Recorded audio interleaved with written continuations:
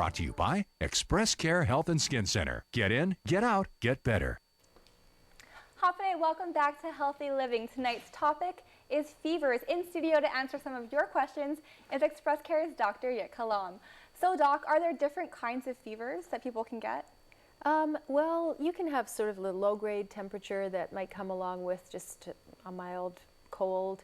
You can have the very high fever. You can have spiking fevers. And there's an interesting one you can have that's called rigors, where you're, again, in malaria, where people basically get such a high fever that and it goes up so quickly that their body starts to shake. It's not a seizure, but they're uncontrollably shaking with chills.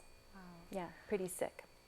So what would cause a spike in a fever like that? A sudden release of bacterial toxin is the most common reason for that. Or in the case of malaria, parasites are suddenly released from their capsule, and suddenly the body has to deal with an overwhelming toxin, poison, infection, and all forces are out to help the body. You know, our temperature is regulated by a part of our brain called the hypothalamus. It's in the lower part of our brain, and it keeps our temperature even all the time. But it can be affected by bacterial toxins or certain chemicals, certain medicines can cause that to get mixed up, and so then our set point will be higher, and that's how we get the fever. Wow, that's really interesting. So our viewer Angel from Arita was asking, is it best to sweat out a fever? Sweating is a great way to cool down, right? Because so your grandmother might have said, if you have a fever, get under the blankets and sweat. And that's true because to a point, okay? Because when you sweat, you're then going to evaporate the liquid that's on your body. The sweat will help you cool down from the inside. So that is a good thing. Of course, you do not want to do that with a little baby. Babies do not perspire and they will not sweat it out. Do not cover a baby when it has a fever. But an adult, it's okay to try that out for an hour or two. Okay, Nakpu from Totu is asking, what are some suggested remedies for fevers? Right, so we talked about acetaminophen, Tylenol, Advil or Motrin, that's ibuprofen. These are antipyretic medications. That means that they bring the temperature down. Ice from the outside, cooling liquids from the inside, reasonable clothing so that you're not overly dressed. Okay, another one of our viewers is asking, are there certain foods to avoid when you're nursing a fever? Right, so we kind of talked about feed a cold, starve a fever.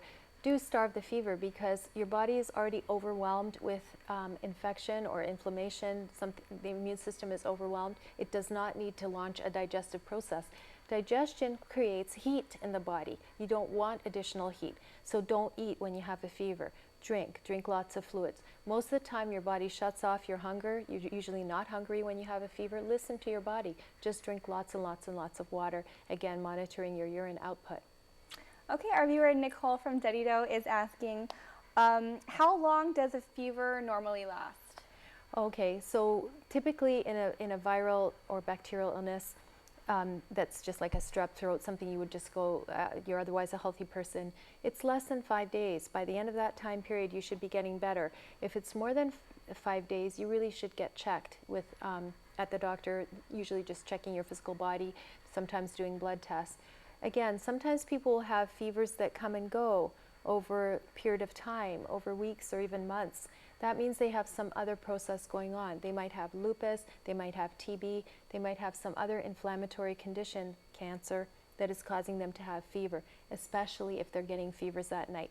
If you're getting nighttime fevers and sweating during the night and you're not in menopause, then you should really get checked out. It seems like fevers could, pinpoint to a whole bunch of different kinds of diseases. Fever is just one symptom that's like an alert, saying something's really wrong, and it's time for you to get to take good, very, very good care of yourself.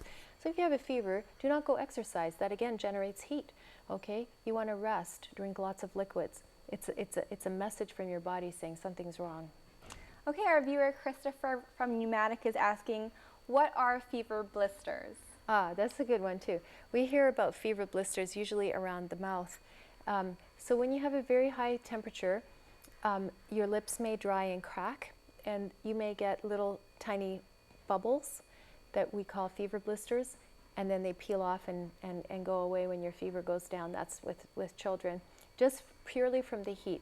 But other times you're actually getting a cold sore because, again, fever can be a viral thing, cold sores are viral, and you may get a little sore that persists on your lip. And it's important to know that cold sores can be treated. They're treated not just with topicals, but sometimes with pills because they're very painful and they can last for a few weeks. And can they spread from touching? For fever blisters, if it's purely from fever, no, the illness can spread, but the blister wouldn't spread. But cold sores, yes, those can spread. Okay,